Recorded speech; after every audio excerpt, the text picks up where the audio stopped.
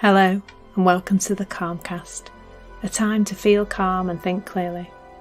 I'm Claire Downham, the Queen of Calm, a transformational life coach. I was a burnt out head teacher who finally made the journey to calm after years of trying, and I want to prevent you from having to do the same. The Calmcast is a series of short explorations, gently guiding you back to your natural state, which is calm and clarity. Just listen like you would listen to music, with an open mind and curiosity. There's nothing else to do. Now let's relax into today's episode. So today's little exploration is around trying to control thoughts. And at the moment, you may be able to hear it's where I am in the world. It is absolutely chucking it down with rain. And as I watch the raindrops fall, it feels like a beautiful metaphor for this, really. You know, it's like trying to control the weather. And I don't know if you've tried to do that. I'm quite surprised that the British government haven't kind of... well, they've been a bit busy actually, but they haven't kind of decided that we could increase our tourism if we tried to control our weather a little bit more. But it doesn't make sense to us, does it, to do that? And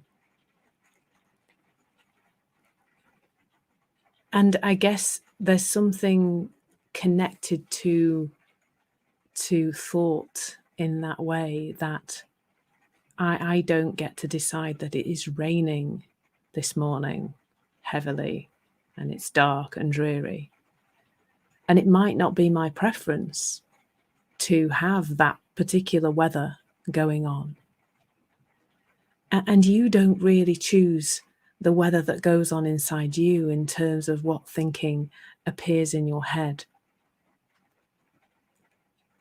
But if you think that you do, if you have been convinced, because it would be very easy to be convinced, wouldn't it, that that you can control your thinking, because there's a lot of people out there selling that as an option, promoting it, all well-meaning and all innocently.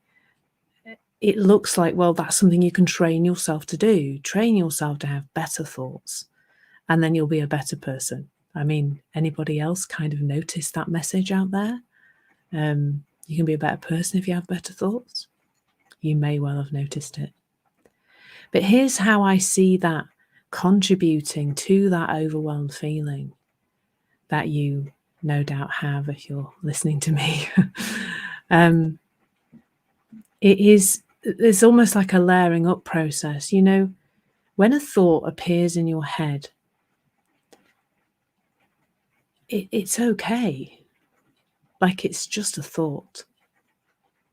But here's what I think happens inside a lot of us a lot of the time, is there's a noticing, an awareness, first of all. It's just a simple thing, a noticing of a thought, a consciousness of a thought that has appeared inside us. And they can be the most random, strange things. And sometimes we have random, strange thoughts and we just manage to ignore them, don't we? We're not really bothered by them. But other times, it starts with that judgment catalyst. The first thing is the judgment, isn't it? Oh, that's not a nice thought, or that's not a useful thought. It's not a helpful thought. It's not the kind of thought that the me, this person, who doesn't really exist anyway, but it's not the kind of thought I should be having. That's not okay to have that kind of thought. And with that judgment comes a need to do something about it. Now, that need might be fulfilled in some kind of exploration. Where did this thought come from? Who put this thought there? Was it somebody in my past, etc., etc.? That's a lot of thinking, isn't it? Now, underpinning all of this that I'm pointing to is this understanding that your feeling of overwhelm only comes from one place, and that is having a head that's full of stuff. It doesn't really come from the outside world. So you can see now that overwhelm feeling increasing because you've had a thought, and that was a simple little bit of energy that has the ability to pass, just like the weather. If we leave it be, it will pass and something else will come. And after that thought, there's been some judgment, which is some more thinking. And then on top of that, there's been some thinking about why the thought appeared and where's it come from. And then on top of that, there may well be some tools or techniques or something, or some self-berating. I mean, that's a classic, isn't it? Some self-berating, some telling ourselves off for having the negative thought in the first place. And then guess what? Your head, and mine sometimes too, is absolutely full of noise, overthinking. And all there was in the first place was this little thought that innocently appeared in your head.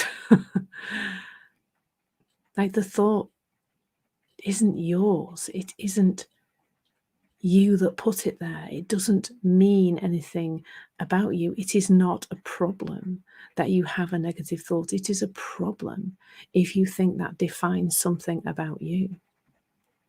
So that's the kind of current process that you may be going through. There's a thought, and then there's judgment, and then there's analysis, and then there's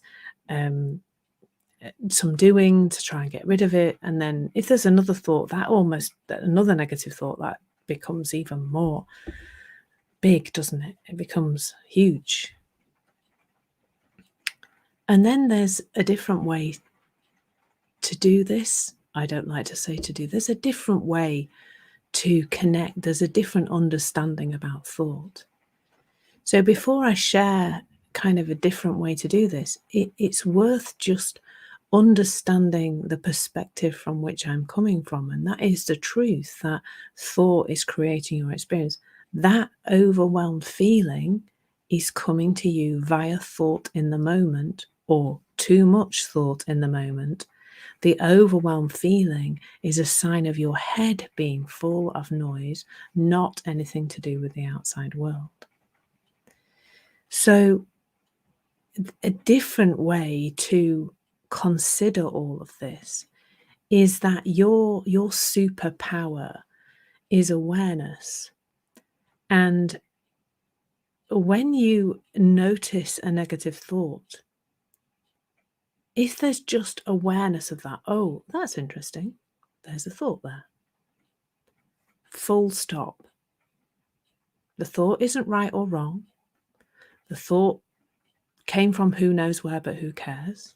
Like, do you really need to know where it came from? You don't know where it came from. You could do all the psychoanalysis in the world and you still wouldn't know where that thought came from. So why bother? Is kind of my view of it. Take it or leave it. And then there's nothing else. It's without the judgment. The judgment is the catalyst that sends your thinking into overthinking, and then that overwhelmed feeling. But what if there was just this awareness? Oh, how interesting. There's a thought. And that there is almost, like I have mentioned before, there is this swipe left. I don't need to get involved in that and proceed with life.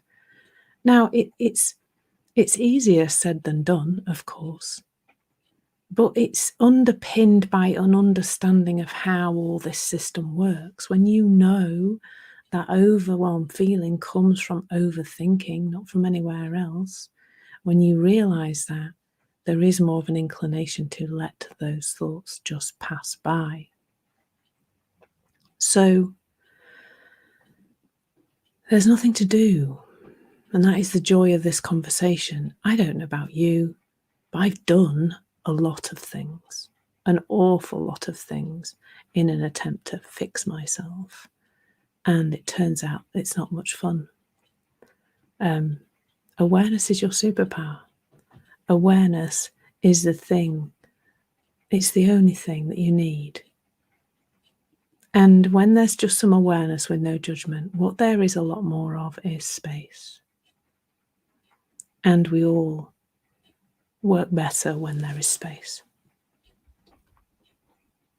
Thank you so much for listening. There's nothing to do now but bring some awareness to how this is working out in your life. Listen regularly to experience longer and longer periods of calm. This has been the Calmcast with Claire Downham, Queen of Calm. Take care and keep listening.